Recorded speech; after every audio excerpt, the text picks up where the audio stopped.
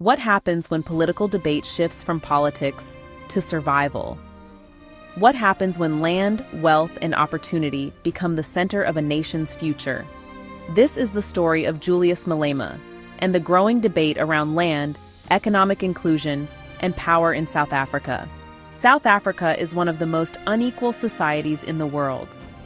Despite the end of apartheid in 1994, economic inequality remains deeply rooted. Wealth, land ownership, and opportunity are still unevenly distributed. Into this reality steps Julius Malema, a political figure known for his bold rhetoric and uncompromising stance on economic justice. As the leader of the economic freedom fighters, Malema has positioned himself at the center of one of the most intense political debates in modern South Africa. At the heart of Malema's message is one powerful issue: land. Land in South Africa is not just about property. It is about history, identity, and economic power.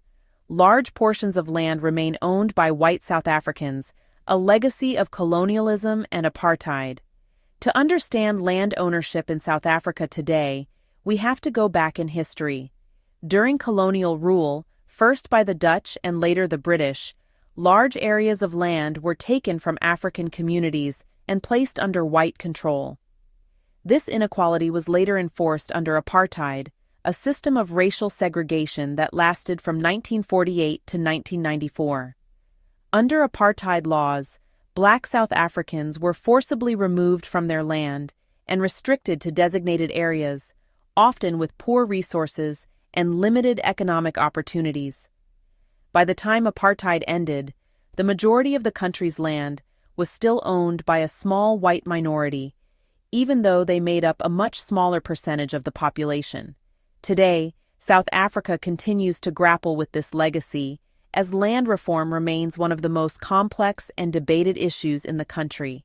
Malema argues that land redistribution with compensation is necessary to correct historical injustices and create a more equitable society.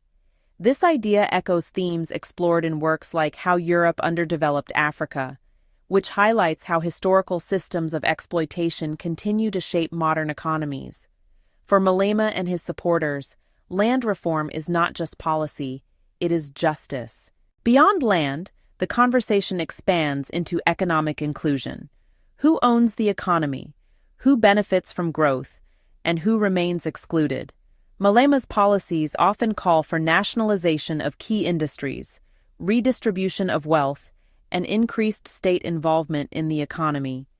Supporters argue that these measures are necessary to uplift millions of South Africans who remain locked out of economic opportunity. This tension reflects a broader global debate about inequality and economic justice. As economist Thomas Piketty argues, when wealth concentrates in the hands of a few, inequality can become self-reinforcing unless actively addressed. Julius Malema is not just a politician, he is a disruptor. His speeches are bold, direct, and often controversial. He has challenged traditional political norms, forcing uncomfortable conversations into the mainstream. But this approach has also made him a polarizing figure. Some see him as a voice for the marginalized. Others see him as a risk to stability. Yet, whether admired or criticized, Malema has succeeded in one key area.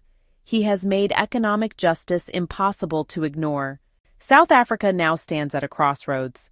It must navigate a future where the demands of the people grow louder each day.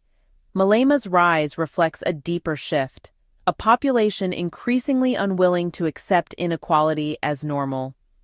Julius Malema's story is not just about one man. It is about a nation wrestling with its past and fighting to define its future. The debate over land, wealth, and inclusion is far from over. And as these conversations continue, one thing is clear. The question is no longer whether change is needed. The question is how that change will happen, and at what cost. And now, the debate has entered a new phase. Today, Julius Malema was sentenced to 5 years in prison, a ruling that could significantly alter his political future and the movement he represents. While he has appealed the decision, the implications are immediate. For some, this is a straightforward application of the rule of law. For others, it raises deeper questions. Because when a figure who challenges economic structures faces legal consequences, the issue is no longer purely legal. It becomes political, a reflection of the tension between institutional authority and disruptive political power.